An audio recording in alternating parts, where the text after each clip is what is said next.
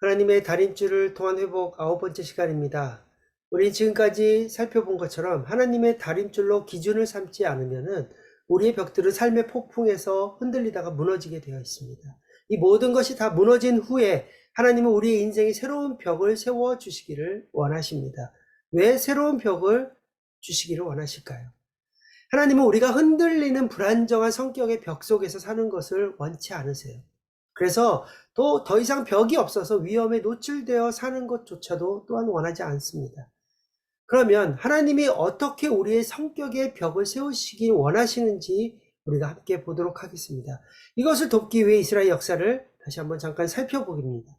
처음 본 이 다림줄 그림은 하나님이 아모스에게 주신 그림이에요.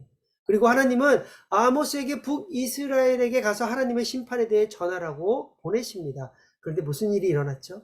이스라엘 백성들이 하나님의 말을 듣지 않아요.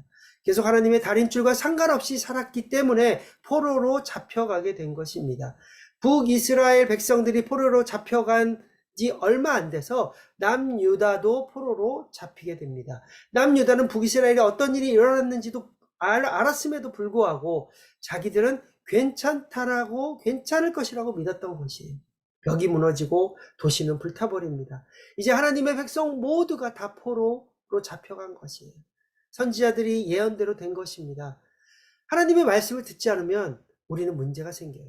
아무리 똑똑하다 할지라도 우리에게 그 어떤 영역에서 이제 무너지기 시작합니다. 우리가 지었던 것들이 무너지기 시작해요. 하나님이 무너뜨리는 것이 아니라 우리가 무너뜨리는 거예요. 우리가 한 것을 가지고 다른 하나님을 불평하지 않으셨으면 좋겠어요. 많은 사람들이 하나님을 신뢰하는 것을 어려워해요. 우리가 기대하고 기도했던 것을 들어주지 않았을 때 하나님을 원망하고 불평합니다. 사단은 그것을 너무 좋아해요. 그래, 계속해서 하나님을 원망하라고 계속 우리를 속삭입니다. 하나님의 말씀을 듣지 않게 될 때 이스라엘은 70년 동안 노예 생활을 하게 된 것입니다. 우리가 하나님 앞에 가까이 있지 않으면 우리에게 그러한 일을 사단은 만드는 것입니다. 하나님께서는 우리도 이렇게 삐뚤어진 성격의 벽을 계속 쌓다가 무너지기를 원하지 않으세요.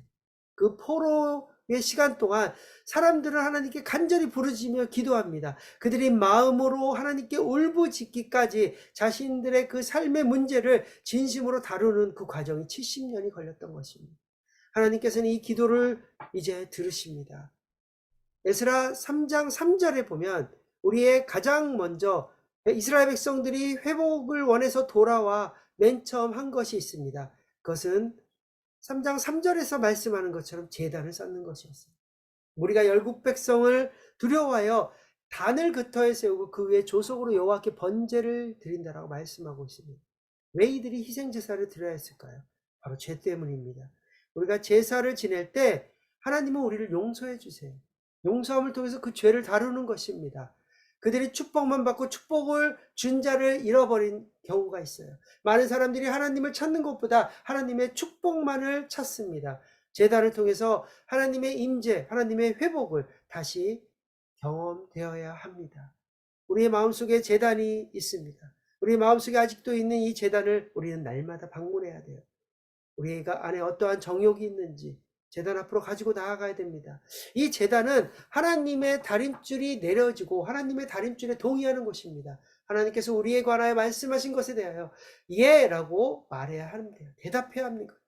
제단은 구속의 장소입니다. 제단은 그리스도께서 주님이신 것을 인정하는 것이에요. 제단은 성화하는 것이고요. 제단은 겸손의 처소입니다. 이 제단은 하나님이 하신 모든 일을 기억하는 곳이기도 합니다. 하나님이 우리에게 따라 살라는 이 다림줄이 있다는 것을 기억하는 것입니다. 이런 모든 것들이 제단에서 이루어지는 것입니다.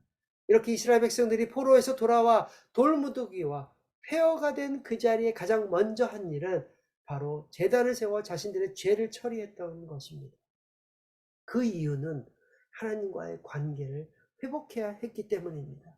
자신들 안에 죄를 먼저 처리하지 않으면 하나님과의 깊은 그 친밀한 교제와 관계를 할 수 없기 때문이에요. 오늘도 저와 여러분이 그 하나님 안에서 그 마음의 제단 앞에 진심으로 순간순간 나아가기를 바랍니다. 그럴 때 우리의 그 깊은 그 죄들이 처리되기 시작하고 하나님과의 그 관계가 온전히 회복되는 저와 여러분이 되기를 주님의 이름으로 축복합니다.